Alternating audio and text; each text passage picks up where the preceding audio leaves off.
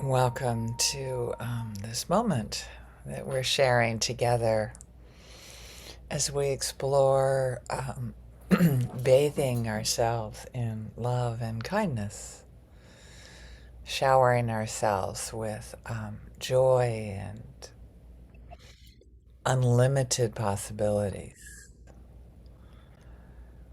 and then sharing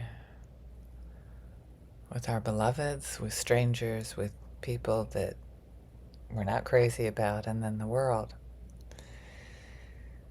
And that part of that process for me is giving myself the gift of curiosity. Because I notice sometimes I get very, very contracted in my thinking. And I think that's a human trait. Um, so let's just track in our bodies. Where are we now? Some of us in Asia are at the end of our days, Europe in the middle.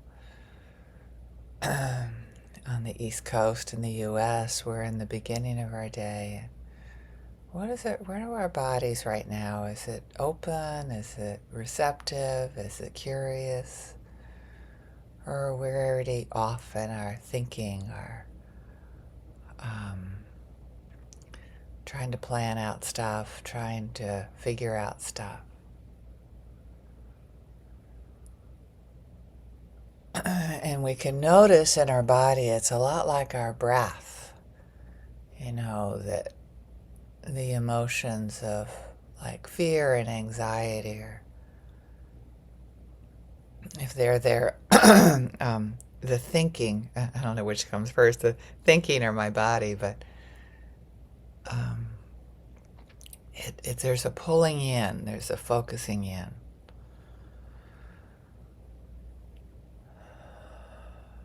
And then there's an expansion when I can focus out. So notice where you are in this moment. Are your feelings in your body expansive? Are they opening? Are you looking around the world?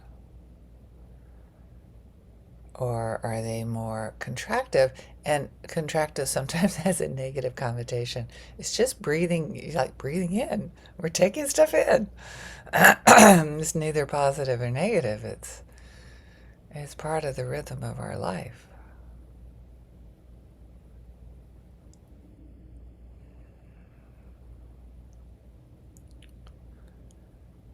So as we notice our breath when we're breathing in, become aware of the physical sensations in our body as we breathe in. And when we exhale, notice what our body feels like when we exhale.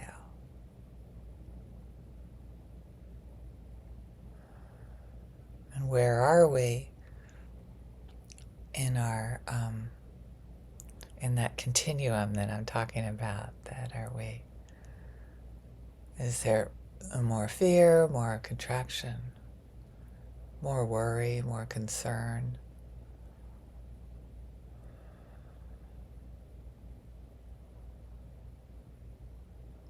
If there is, just say hello to it. Not just let it come and go like the weather. Oftentimes, there's stories that go along with any fear or worry or contraction. Maybe I should drop the word often. It is um, always.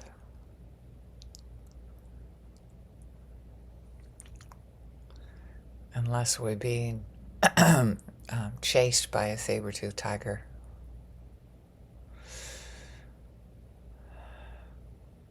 Or an angry boss. Same thing. Our body doesn't know the difference. Just notice where we are. What are the feelings? I'm just going to briefly show my friend here. There's more of a cloudy weather, more of like When it's cloudy and rainy, pulling in more of a purple color with our body, holds its breath, that contraction. Notice the thinking that goes along with it, the um, worried about controlling other people. That's a common thought for me.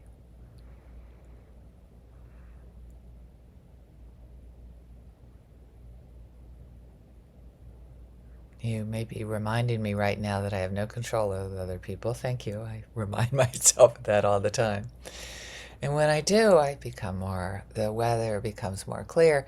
And the problem with something like this duality kind of way of looking at the world is it encourages this, like, rainy weather is bad and sunny weather is good kind of thinking. And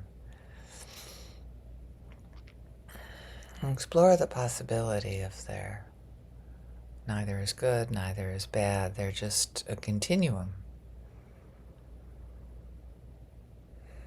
And our practice is to notice if we're thinking a lot, if we're worried about something, if we're planning, if we're more concerned about what other people are doing instead of what we have control over in our lives. And I'm thinking of a particular instance in my life.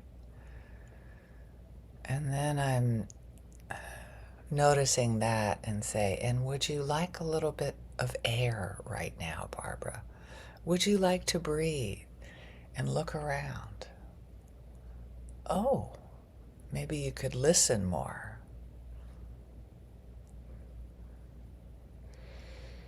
Maybe you could be curious more.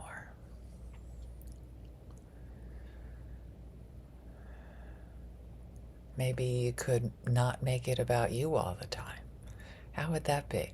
And maybe it seems like you're beating yourself up or you're telling yourself to go somewhere that's your body's like, no, it's not safe.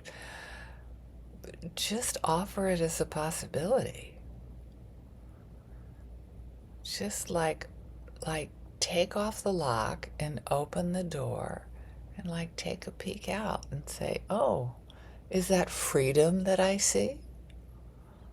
When my feelings aren't dependent on another human being? Oh, you don't have to step out. You can just try looking out.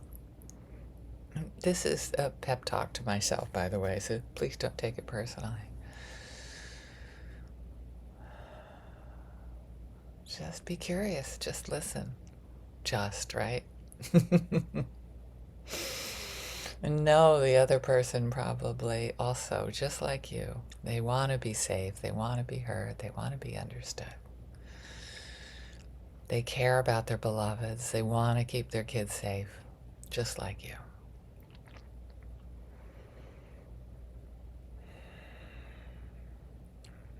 It's okay. Ask them more. Ask yourself more. What's going on? What's important? And can we take this curiosity? Can we take this peeking out the door of this jail cell that we create for ourselves? Can we peek out and say, oh, okay, this is something I want to cultivate more and I want to share and maybe talk about with my beloveds, my loved ones. Maybe offer to them the possibility of just turning on here's another metaphor, the love radio station.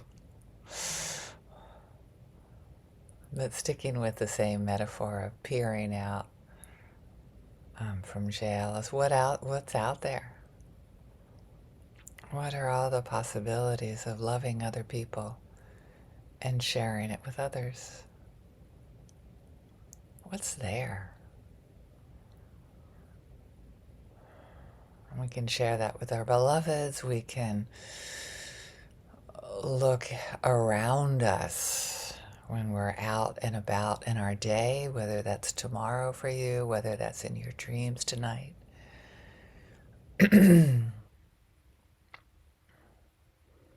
You can look outward and just be curious and offer that curiosity as a gift to people we don't even know. May you be loved and feel safe enough that you can be curious. And who knows if, like transitioning to the people that are more difficult for us, who knows about what would happen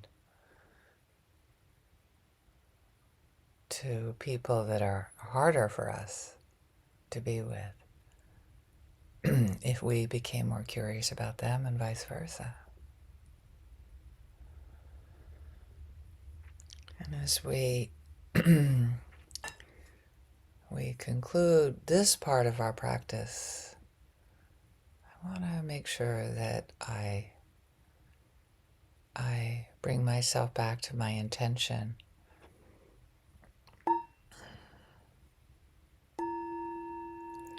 May this practice of awareness, of curiosity, of wonder, may this practice benefit myself, and in the way that it benefits me, reach out to all other people in the world and benefit them as well. May all beings benefit from our practice, experiencing curiosity, awe, and love. Thank you.